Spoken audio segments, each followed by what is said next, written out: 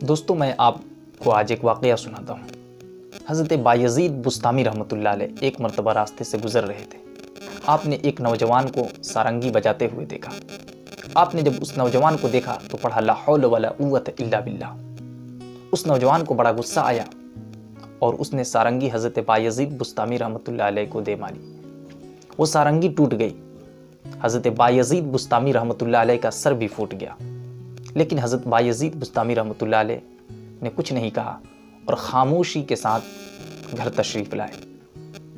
آپ گھر آنے کے بعد آپ نے کچھ مٹھائیاں اور اس سارنگی کی قیمت آپ نے اس نوجوان کے پاس بھیجوا دیا اور یہ کہلوا بھیجا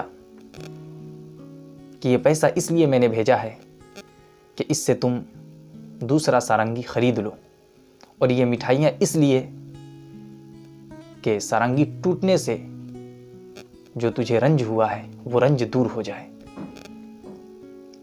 جب اس نوجوان نے یہ باتیں سنی تو دوڑا ہوا حضرت بایزید بسطامی رحمۃ اللہ علیہ کے پاس آیا اور قدموں پہ گر گیا اور بہت رونے لگا، اور اس نے بہت رویا۔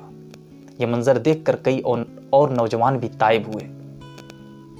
ناظرین کرام، اللہ کے جو نیک بندے ہوتے ہیں ان کے اخلاق بہت ہی بلند ہوتے ہیں، اور یہی وجہ ہے کہ ان کے دشمن بھی دوست ہو جایا کرتے ہیں، اور یہ سب جھلک ہے اس پیارے آقا حضرت محمد مصطفیٰ صلی اللہ تعالیٰ علیہ وآلہ وسلم کی پیاری سیرت کی۔